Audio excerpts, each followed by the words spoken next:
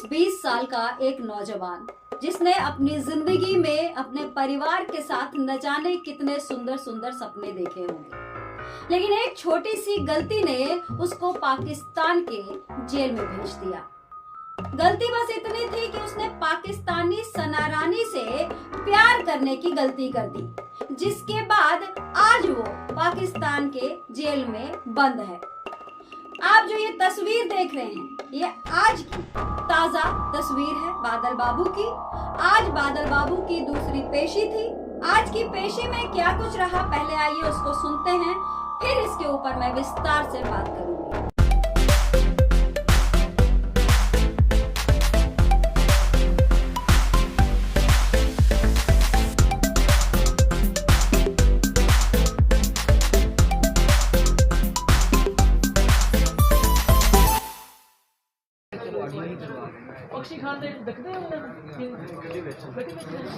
आज अदालत में बादल बाबू की पेशी थी, तो आज अदालत में हम पेश हुए हैं, उसकी प्रोसीडिंग की है। तो उसमें हमने आर्गूमेंट्स में जज साहब से उसका रिकॉर्ड तलब करने के लिए, ताकि इस केस का रैपिडली डिसाइड हो, तो रिकॉर्ड तलब करने के लिए इस्तदा की है, जो अदालत ने मंजूर किया है। और अगली तारीख पेशी पे पुलिस को उसका चालान मुकम्मल सेंड टू कोर्ट करने की हदायत की है। तो सेकेंडली वो बादल बाबू ने भी अपना कुछ मौक़िफ़ अदालत में पेश किया है।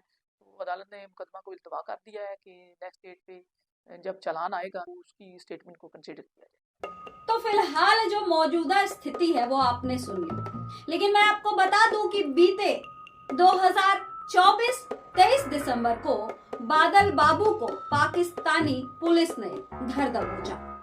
गलती उसकी क्या थी मैंने बता दिया कि वो पाकिस्तानी सना रानी से प्रेम कर बैठा था, लेकिन जब वो पाकिस्तान पहुंचा अपनी उसी प्रेमिका के लिए, तो उस प्रेमिका ने उसे पहचानने से ही इनकार कर दिया, ये कहते हुए कि हम तो केवल दोस्त हैं, शादी में कोई दिलचस्पी नहीं। सना रानी ने अपना असली रूप बादल बाबू को दिखा दिया, लेकिन उस वक्त इतना लेट हो चुका था, क्योंकि पाकिस्तानी पुलिस ने बादल बाबू को धर दबोचा था और 14 दिन की न्यायिक रिमांड पर वो भेजा जा चुका था। उसके बाद बीते 24 जनवरी 2025 को उसकी पहली पेशी होती है, जिसमें वो किसी तरह से अपने भारत में रह रहे माता और पिता से बात करता है और बार बार ये कहता है कि अब मैं वापस नहीं आऊंगा, अब मैं मुसलमान हो गया हूँ, मैंने इस्लाम धर्म कबूल कर लिया है, अब मैं पाकिस्तान में ही रहूंगा। जब इस बारे में जानकारी लेने के लिए मीडिया बादल बाबू के घर पहुंचती है, तो उसके माता और पिता का यही कहना है कि किसी लड़की के साथ संबंध में बादल बाबू है, इसकी उन्हें जानकारी बिल्कुल नहीं थी। हमने भी बादल बाबू के पिता से बात करी, हमने जानने की कोशिश की, 1-2 सवाल किया।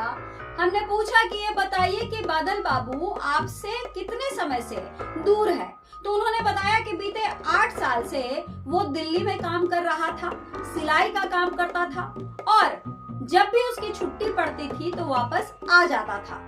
लेकिन इस बार रक्षाबंधन के बाद जब छुट्टियां पड़ी तो वो घर नहीं आया।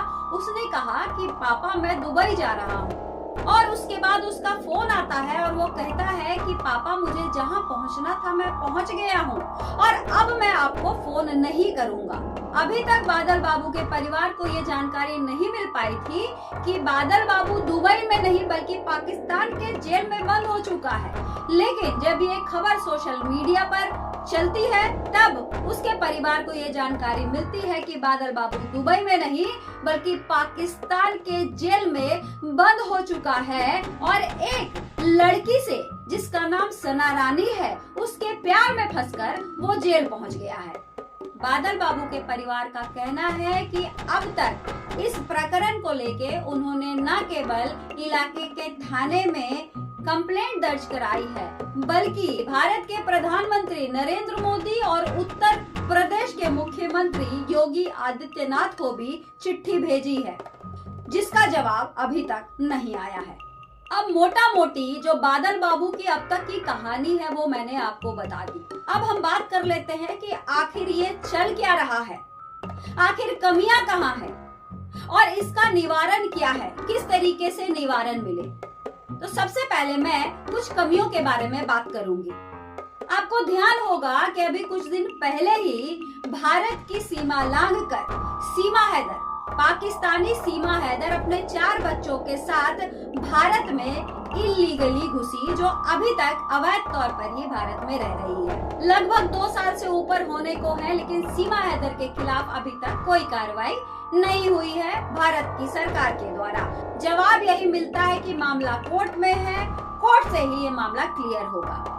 लेकिन इस तरह के मामले लगातार बढ़ रहे हैं। आप देखिए ना, एक तरफ पाकिस्तान से भारत में सीमा हैदर का अवैध तौर पर आना, तो वहीं दूसरी तरफ बादल बाबू का भारत से पाकिस्तान में अवैध तौर पर जाना। सवाल उठता है कि बॉर्डर सिक्योरिटी फोर्स, जिनकी जिम्मेदारी अपनी पैनी निगाहें इस बात पर बनाकर रखना है कि कौन व्यक्ति अवैध तौर पर इंडिया का बॉर्डर क्रॉस करके भारत में आने की कोशिश कर रहा है, या फिर भारत से अवैध तौर पर बॉर्डर क्रॉस करके पाकिस्तान की तरफ जाने की कोशिश कर रहा है। लेकिन आपने ये भी गौर किया होगा कि इस तरह के लगातार प्रकरण बढ़ रहे हैं, यानी कि बॉर्डर सिक्योरिटी फोर्स यानी बीएसएफ सवालों के घेरे में है। क्योंकि जब बराबर इस तरह का प्रकरण देखने को मिल रहा है कि बहुत सारे लोग अवैध तौर पर, जिन्हें हम घुसपैठिया कहते हैं, ऐसे लोग भारत में एंट्री लिए जा रहे हैं, दूसरी तरफ भारत के लोग भी बॉर्डर क्रॉस करके पाकिस्तान की तरफ जा रहे हैं, अगर ऐसा प्रकरण लगातार चल रहा है तो सवाल उठता है कि बीएसएफ क्या कर रहा है। अब दूसरी और सबसे जरूरी बात, भले ही सीमा हैदर जासूस न साबित हुई हो, लेकिन ये जासूस से कोई कम भी नहीं है। अब आप सोचेंगे कैसे? आप देखिए, जब से ये महिला भारत में आई है तब से लेकर अब तक भारत के युवाओं की मानसिकता बहुत तेजी से बदल रही है। ये भी सुनने को मिला कि बादल बाबू लगातार सीमा हैदर की लाइव वीडियोस देखा करता था और उसने अपनी भी फरमाइश रखी थी कि मुझे भी सीमा हैदर जैसी पाकिस्तानी बीवी चाहिए। जिसके बाद क्या कुछ हुआ वो आप सभी जानते हैं।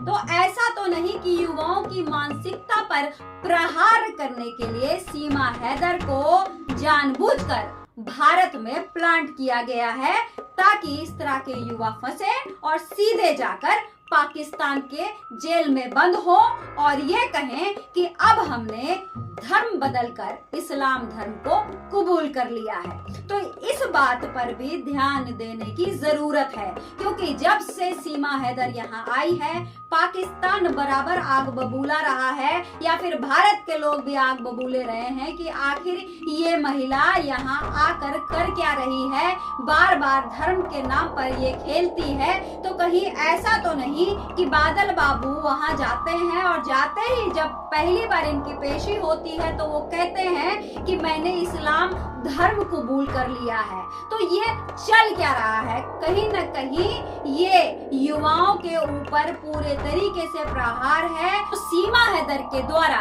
किया जा रहा है, ऐसा प्रतीत होता है। तीसरा जो मुख्य बिंदु है जिस पर हमें ध्यान देने की जरूरत है वो है भारत का कम्युनिकेशन सिस्टम, क्योंकि इस सिस्टम के जरिए भी इस तरह का अपराध लगातार बढ़ता हुआ दिखाई पड़ रहा है। अब आप खुद ही सोचिए ना कि बादल बाबू का सना रानी से लगातार फोन पर बात करना, या फिर यूं कहें कि सीमा हैदर का सचिन मीना से लगातार फोन पर बात करना और अवैध तौर पर दोनों का ही भारत में और पाकिस्तान में एंट्री कर जाना, ये कहीं न कहीं जो कम्युनिकेशन सिस्टम है ये एक ऐसा सिस्टम है जिस पर भी चौकसी रखी जाती है, जिस पर भी निगाहें रखी जाती है हमारे जो सुरक्षा बल हैं उनके जरिए। तो यहाँ भी कहीं न कहीं कमी दिखाई पड़ती है, जिसकी वजह से इस तरह के प्रकरण लगातार बढ़ रहे हैं। अब आइए मुख्य बात पर हम ध्यान देते हैं कि अब बादल बाबू तो पाकिस्तान में जाकर फंस गए हैं, अब निवारण कैसे मिले?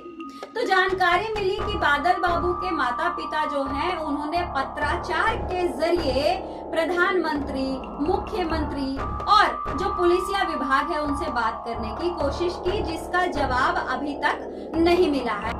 आप खुद से सोचिए कि दिसंबर महीने से अब फरवरी महीना आ गया है, लेकिन अभी तक बादल बाबू को लेकर क्या कुछ हो रहा है हमारी सरकार के द्वारा, उसका कोई जवाब नहीं आया है। तो इसमें एक सुझाव ये दिया जा सकता है कि सीधे बादल बाबू के माता पिता प्रधानमंत्री ऑफिस जाएं और मंत्रालय की तरफ से कोई जवाब नहीं आया है इसकी जानकारी दें। ऐसा करने से जो भारतीय दूतावास जो पाकिस्तान में है वहां एक मैसेज जाएगा ताकि बादल बाबू को बेहतर कानूनी मदद मिल सके।